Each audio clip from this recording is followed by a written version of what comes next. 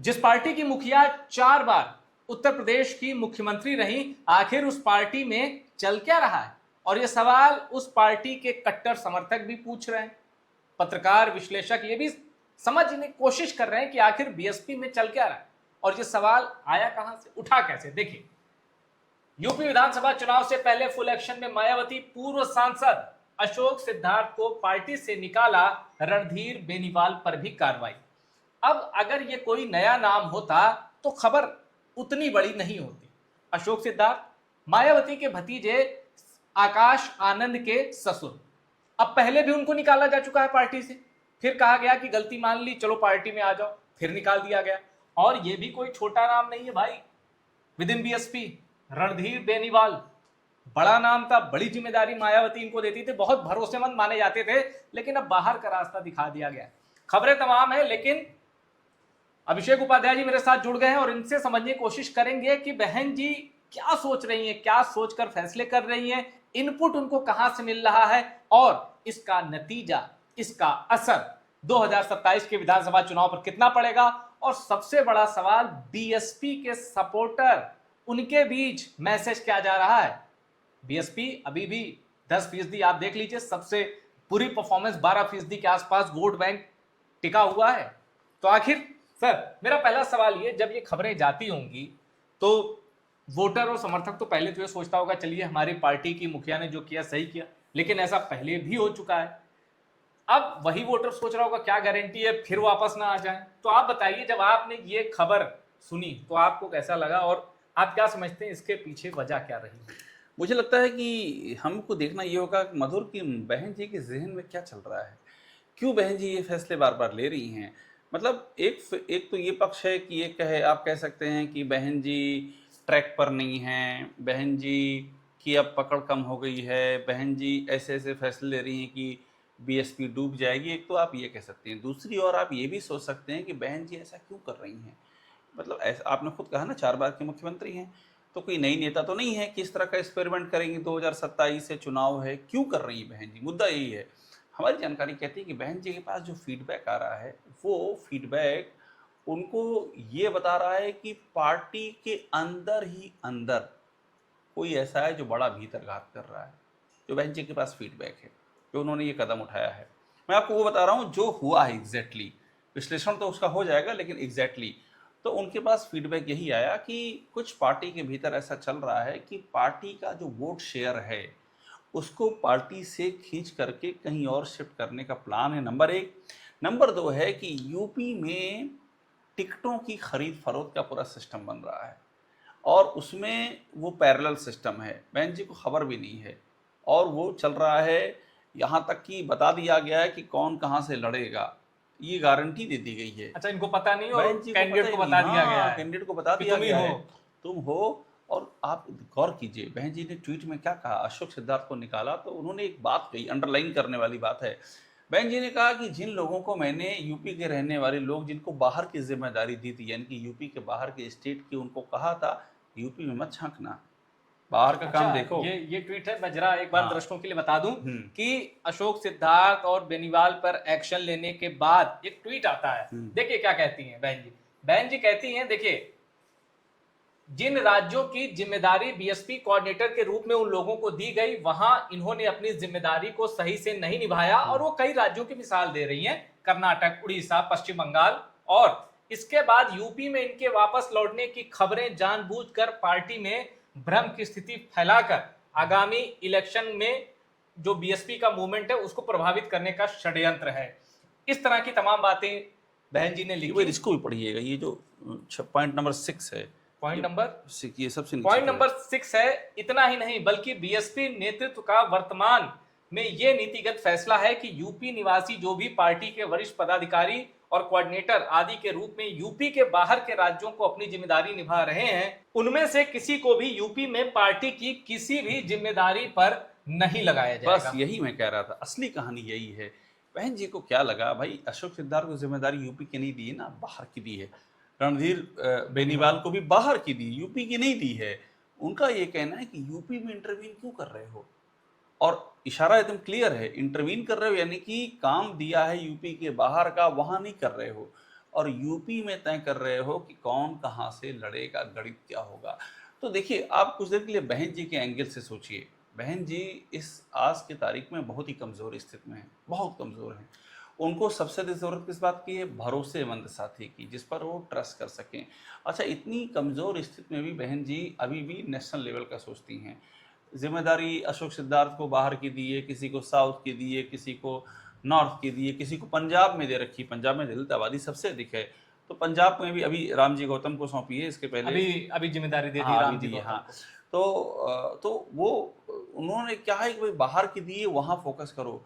अब उनको ये लग रहा है कि ये लोग अपनी बाहर की जिम्मेदारी नहीं निभा रहे हैं, और यूपी में चूंकि थोड़ा मलाईदार सिचुएशन है बीएसपी के लिए, मतलब कहीं भी वाइब्रेशन ना हो मगर यूपी में है। गिरी स्थित में भी बीएसपी का टिकट नंबर 3 पे डिमांड में है। नंबर 1 बीजेपी, हाँ, नंबर 2 सपा कांग्रेस, या नंबर 1 सपा कांग्रेस और बीजेपी एक बराबर रख लीजिए आप इन दोनों को। उसके बाद क्या है? बीएसपी है। और अभी भी लोगों को लगता है कि अगर अपनी खुद का आधार उनका अच्छा है, और अगर बीएसपी का चंक मिल गया, दलित और मुस्लिम थोड़ा भी मिल गया उनको, तो वो फाइट में आ सकते हैं। ये बहुत अभी भी फीलिंग है। तो मेरी जानकारी, मैं जानकारी बता रहा हूँ, मेरा ये कोई विश्लेषण नहीं है, मेरी जानकारी है, आपको सिर्फ खाँटी जानकारी दे रहा हूँ, एज ए रिपोर्टर दे रहा हूँ जानकारी। बहन जी के पास मैसेज ये गया कि ये सारे नेता जिनको मैंने कल्टीवेट किया, राज्यसभा में लंबे समय तक रखा, तमाम उनको सुविधाएं दी, तमाम प्रमोशन दिया, ये अब मुझे बताए बगैर मेरे डोमेन में घुस रहे हैं, और टिकट की डील करना, और साथ में उन्होंने बताया वोट शेयर भी शिफ्ट करना, कहीं का कहीं करना, ये खूब होता है। जैसे कि फॉर एग्जांपल आप मानिए एक सीट है मुजफ्फरनगर की, वहाँ पर कुछ ऐसा कॉम्बिनेशन है कि वहाँ दलित बनाम मुस्लिम, या दलित मुस्लिम, और वहाँ मान लीजिए जाट का अच्छा कॉम्बिनेशन है, ऐसे कुछ है। अब वहाँ पर किसी ने तय कर लिया कि अगर उसको मालूम है कि समाजवादी पार्टी जाट देने वाली है, ठीक है ना, और मालूम पड़ गया कि बीजेपी दलित देने वाली है, तो उसके क्या है, अगर उसने भी कहा कि ये है तो चलो सपा जाट दे रही है, हम भी जाट दे रहे हैं, तो जाट जाट वोट कटेंगे और बीजेपी को उसका फायदा ये मिलेगा। उदाहरण दे रहे हैं ना आप? हाँ, इस टाइप का, हाँ, उदाहरण दे रहा हूँ मैं, एग्जाम्पल दे रहा हूँ मैं, इस तरह के बड़े खेल होते हैं। तो बहन जी के पास जानकारी आई, मैं फिर कह रहा हूँ, मैं एनालिसिस नहीं कर रहा हूँ, आपको सिर्फ जानकारी बता रहा हूँ जो मेरे जो पता चला है। उनको ये पास ये आया कि भाई इस तरह का खेल चल रहा है, उनको बताए बगैर। अब उनके पास ऑप्शन कम है, क्योंकि अब तो वो टीम नहीं है, उतने ताकतवर लोग नहीं हैं, पार्टी कहीं सरकार नहीं है, यूपी में सिर्फ एक विधायक है, लोकसभा खाली है, तो कहीं कोई है ही नहीं उनका। अब जो लोग हैं, और उसमें भी कौन है, अशोक सिद्धार्थ तो रिश्तेदार हैं, अगर वही उनके पास फीडबैक आ रहा है कि अलग रास्ते पे चल रहे हैं, तो उनके पास जो मुझे बताया गया ऑप्शन यही है कि मैं निकाल के बाहर कर दूंगी, क्योंकि मुझे अगर जीतना है तो भीतर घात नहीं चाहिए। मतलब जीतना मतलब सरकार नहीं बनाएगी, लेकिन जो भी जीतना है तो भीतर घात नहीं चाहिए। ये एक बड़ी कहानी रही है। अब देखिए, इस तरह के आर्टिकल भी छपने लगे। लेटेस्ट है 2 अगस्त का, उत्तर प्रदेश की राजनीति एक थी मायावती, वो कहाँ गुम हो गई। अच्छा, आपको क्या लगता है, ये वाकई जो बीएसपी के समर्थक हैं, कोर वोटर हैं, उनके उनको अभी भी विश्वास है कि एक हमारा एक रिवाइवल आएगा, एक फिर से पुनर्जीवित होगी पार्टी, ऐसी जीवित होगी कि डबल डिजिट में आपको सांसद दिखेंगे, विधायक दिखेंगे, सरकार बनाने की भूमिका में आएंगे। इस तरह की बातें ये जो हैं, ये आप सार्थक मानते हैं कि गुम हो गई, कहानी खत्म है बीएसपी की, या कभी भी एक आ सकता है कि भाई पुनर्जीवित हो सकती है पार्टी पहले की तरह? देखिए, राजनीति में मतलब ये मानना कि कोई पार्टी खत्म हो जाएगी, ये तो मानना ही नहीं चाहिए। फिर बीएसपी जैसी पार्टी खत्म हो जाएगी, और जिसमें बहन जी हैं अभी, और एक अच्छा खासा आधार है, आज भी दलित का एक बड़ा वोट बैंक है, मुस्लिम आज भी ले सकते हैं, वो ब्राह्मण आज भी ले सकते हैं, ये उनके पास संभावनाएं हैं। वो ले नहीं पा रहे हैं क्योंकि ज़मीन पर एक्टिव नहीं, इसलिए नहीं ले पा रहे हैं, नंबर 1। नंबर 2 कि समस्या क्या है? समस्या ये है कि लीडरशिप कहाँ है बहन जी के बाद, ये सवाल उठता है।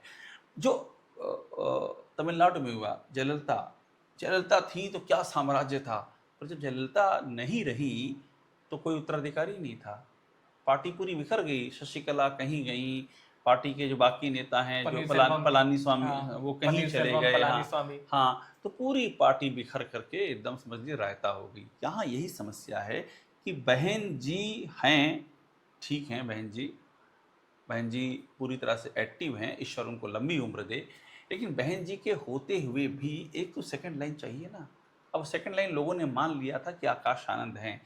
क्यों माना था? क्योंकि बहन जी ने खुद इंट्रोड्यूस किया था आकाश आनंद को, और आकाश आनंद को ना सिर्फ माना था बल्कि उनको अपॉर्चुनिटी भी दी। हाँ। यूपी घूमे, लेकिन जैसे ही आकाश आनंद, बहन जी का एकदम क्लियर फंडा है, एक एक कदम आपको हमने तय कर दिया है, वैसे ही चलना है, दाएं से बाएं नहीं हो सकते हो।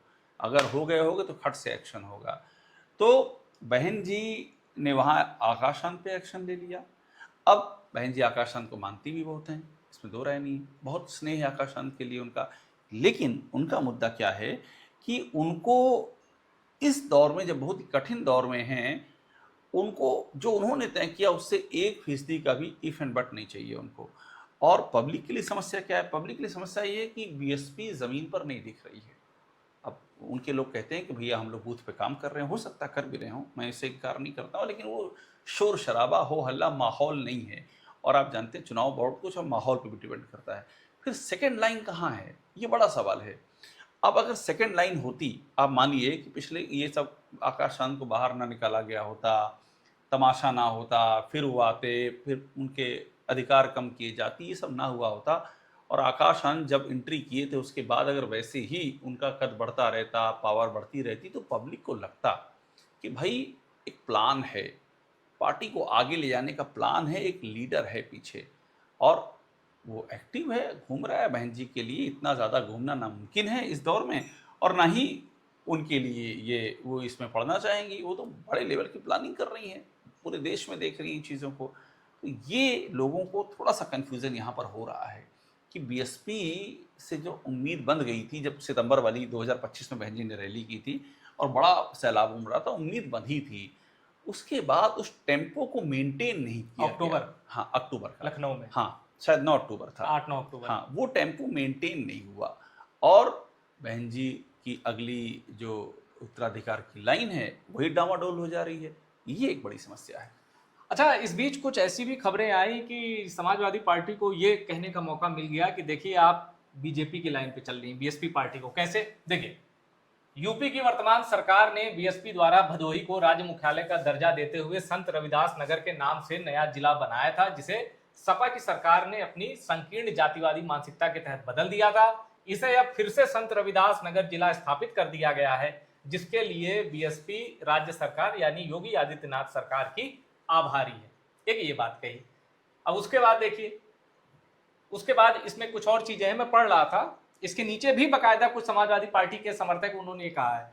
तो एक ऐसा वक्त जब बीएसपी में कटनी छटनी जारी है, हालांकि बहन जी भर्ती भी कर रही है। ये देखिए, मायावती का बड़ा फैसला, पूर्व मंत्री धर्मवीर अशोक की बीएसपी में हुई वापसी, बढ़ी राजनीतिक हलचल।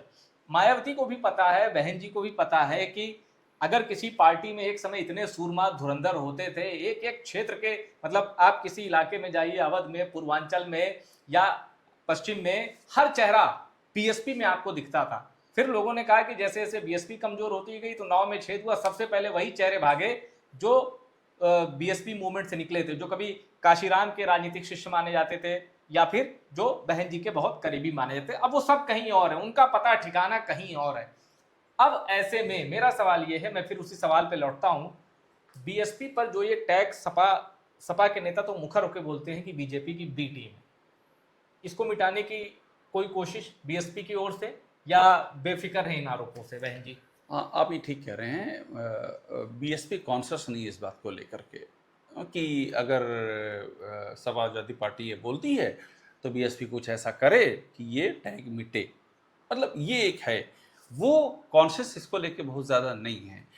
जैसे अब ये जो आप ट्वीट दिखा रहे हैं, इसमें वो राज्य सरकार का आभार बहन जी कर रही हैं। बहन जी ने राज्य सरकार का आभार पहली बार नहीं किया है, हाँ, कई बार किया है। वो आपने देखा होगा, 9 जैसे 9 अक्टूबर की हम बात कर रहे हैं, वहाँ भी एक ऐसा एपिसोड था जहाँ वो राज्य सरकार के प्रति नरम दिखाई पड़ी थी, और ये भी कहा था कि सपा और कांग्रेस पे अटैक भी किया था, अगर आपको याद हो, जम के अटैक उन्होंने किया। तब भी ये मुद्दा उठा था कि बहन जी बार बार सपा और कांग्रेस पे अटैक करती हैं, तो ठीक है, बीजेपी पर वैसा अटैक क्यों नहीं करती हाँ, हैं? दलित स्थल के रखरखाव और हाँ उनके हाँ, उसको लेकर के उन्होंने कहा था कि जो पैसा उसका आता है उसका इन्होंने सदुपयोग किया, ये दलित उन्होंने, प्रेरणा हाँ, स्थल। ये उन्होंने कहा था।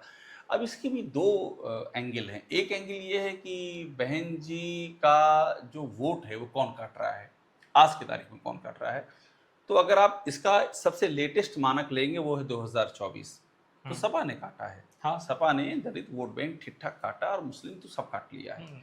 तो उनको मेन खतरा तो इससे है, समाजवादी पार्टी से आज की तारीख में करें। दूसरा कि बीजेपी को टक्कर देने की रेस में कौन है? हाँ। समाजवादी पार्टी और कांग्रेस है। तो बहन जी अगर नंबर 3 पर हैं तो वो सीधे नंबर 1 पर आने के बजाय नंबर 2 पे आना चाहेंगी। नंबर 2 पे आने के लिए नंबर 2 वाले से पहले बढ़ना पड़ेगा। ये मैं आपको थ्योरी बता रहा हूँ, जो मेरी जानकारी है वहाँ जो चल रहा है। फिर राज्य सरकार से बहुत ज़्यादा पंगा ना लेना, ये भी बहुत तरह से आपको फायदेमंद भी होता है, रणनीति भी हो सकती है और फायदेमंद भी होता है। भाई आपको